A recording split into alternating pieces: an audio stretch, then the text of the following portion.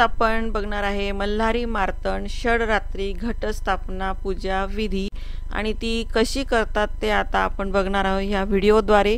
आणि याआधी मी ही समोर जी तुम्हाला माहिती दिसते ती तुम्ही व्हिडिओ स्टॉप करून वाचू शकतात की कशा पद्धतीने मी ती व्हिडिओ टाकलेली आहे आणि त्यात तुम्हाला काय पूजा करायची। जर तुम्हाला पूजा नाही समजली तर तुम्ही हे वाचून करू शकतात। तर मी आता तुम्हाला ही व्हिडिओ कशी आहे ते आता तुम्हाला दाखवते। तर ही पूजा आपण मांडलेली आहे एका पिवळ्या कापडावरती आणि हे अष्टदल आहे तांदळाचे बनवलेले 8 बाजूंनी केलेले। आणि त्यानंतर आपण पान ठेवलेले नागवेलची पानं, कळस आहे आपल्या समोर दिसतोय आणि त्याला मी येलो दोऱ्यानेच लोकरीच्या दोऱ्याने मी त्याला डिझाइन केलेली आहे।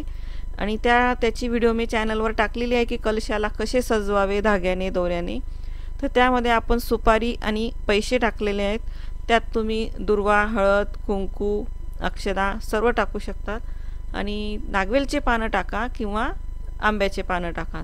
तर तुम्ही कोणतेही पानं असतील तुमच्याकडे ते तुम्ही त्या कळसामध्ये ठेवू शकतात। तर ह्यासाठी तुम्ही पिवळ्या कलरचा जोही असेल भाग तो तुम्ही ह्या पूजेमध्ये वापरू शकतात। तर ह्या ठिकाणी मी कापड घेतलेले पिवळ्याच कलरचं, कलशाला धागा बांधलेला आहे पिवळ्याच कलरचा आणि हे आहे आपलं ताट तांब्याचं, त्यात मी तांदूळ भरलेले आहेत आणि त्यावरती आपल्याला नागवेलची पानं ठेवायची आणि त्यानंतर आता आपल्याला पूजेला सुरुवात करायची। कशी मांडायची पूजा ही आहे खंडोबाची टाक, जशी तुमच्याकडे देव्हाऱ्यात असेल तर त्या पानावरती ठेवायचं आहे अशा प्रकारे आणि ते आपल्याला कळसावर ठेवायचे। चारी बाजूला पानं ठेवायची आणि कळसावर आपल्याला हे ताट ठेवायचं आहे। तांब्याचं किंवा स्टीलचं ठेवलं तरी चालेल पण तांब्याचं चांगलंच असतं। आणि त्या चौरंगवरती किंवा पाटावरती जिथं तुम्ही पूजा मांडणार तर त्या ठिकाणी तुम्ही खाली चौरंगच्या पाटाच्या आजूबाजूला रांगोळी काढायची आहे। हे आपण एका पानावर ठेवलेलं आहे गणपती म्हणून, सुपारी नाणं एका पानावर ठेवलं आहे आपण फळ आणि एका पानावर ठेवणार आहे आपण खोबऱ्याची वाटी, गूळ आणि हळद।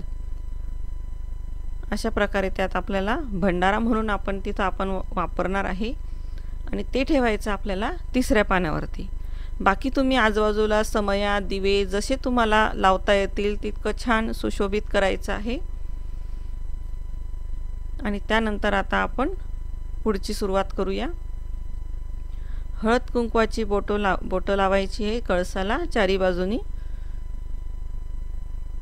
आणि त्यानंतर आपली पूजा पुढची। यानंतरच्या व्हिडिओमध्ये मी चंपाषष्ठीला कोणता नैवेद्य दाखवावा ती सुद्धा व्हिडिओ मी टाकणार आहे।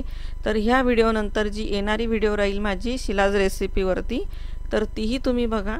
आणि ह्या दोन्ही व्हिडिओ मी शिलाज आर्ट आणि शिलाज रेसिपी ह्या दोन्ही चॅनलवर टाकलेले आहेत, तर दोघंही चॅनलवर बघू शकतात तुम्ही। तर चंपाषष्ठीला आपण कशी पूजा करतो किंवा काय नैवेद्य असतो कसा तयार करतात ते मी दाखवणार आहे। तर अशा प्रकारे आपण सगळ्या ठिकाणी फुलं वाहायची आहे। ही पूजा कशी मांडावी हे मी यात दाखवलेलं आहे। बाकी पोथी वगैरे तुम्ही जेही वाचत असणार त्या 6 दिवसामध्ये तर ते तुम्ही त्या खंडोबाच्या नवरात्रीच्या 6 दिवसामध्ये दोघं टाईमच्या पूजा अर्चा नैवेद्य शक्यतो गूळ खोबऱ्याचाच नैवेद्य असतो। बाकी तुम्ही कोणताही नैवेद्य दाखवू शकता गोड। आणि तुम्ही जीही पोथी वाचत असणार त्या काळामध्ये ती वाचायची आहे, महात्म्य असतं। पण मांडणी मी तुम्हाला इथं दाखवते की अशा प्रकारे करतात किंवा तुमच्या भागात जर थोडी अजून वेगळी असेल तर तुम्ही तशी मांडणी करू शकतात। पण शक्यतो ही एकदम सोप्या पद्धतीने जशी करतात तशी मी दाखवलेली आहे। आणि या ठिकाणी पिवळ्याच कलरची फुलाची माळ आणि नागवेलच्या पानाची माळ जी 9 दिवस आपण नवरात्रात लावतो तशी खंडोबाच्या नवरात्रमध्ये ही माळ लावतात नागवेलच्या पानाची जी रोज लावतात आणि फुलं पिवळ्याच कलरचे। तर हे मी लोकरीचं दाखवलेलं आहे तुम्हाला ह्या ठिकाणी, पण आपण झेंडूचे जे पिवळे फुलं असतात त्याची तुम्ही माळ बनवू शकतात। आणि ही नवरात्रीसारखी जशी आपण नवरात्रमध्ये आपण करतो तसं हे खंडोबाची नवरात्र आपण म्हणतो। तर जे पोथीमध्ये पण असेल किंवा तुम्हाला मी आधी जी माहिती सांगितलेली आहे तर ती माहिती तुम्ही वाचा आणि त्या पद्धतीने किंवा तुमच्या पद्धतीने ही पूजा करा. तर अशी ही सोप्यात सोपी मी घटस्थापना जी याची खंडोबाची नवरात्राची घटस्थापना विधी पूजा विधी कशी असते ही मी तुम्हाला थोडक्यात सांगितली आहे. आणि तुम्हाला जर ही व्हिडिओ आवडली असेल तर नक्की बघा आणि कमेंटमध्ये मला सांगा की ही तुम्हाला व्हिडिओ आवडली की नाही. आणि यापुढील व्हिडिओमध्ये मी नैवेद्य कसा असावा किंवा काय करतात नैवेद्य चंपाषष्ठीला ती व्हिडिओ तुम्ही नक्की बघा. आणि तुम्हाला जर ही व्हिडिओ आवडली असेल तर लाईक करा, शेअर करा. धन्यवाद.